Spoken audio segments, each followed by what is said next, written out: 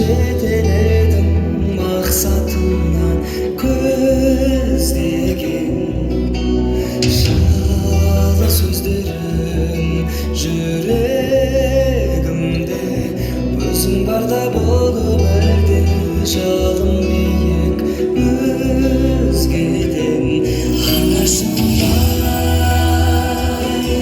көктегі күндей көктемгі күндей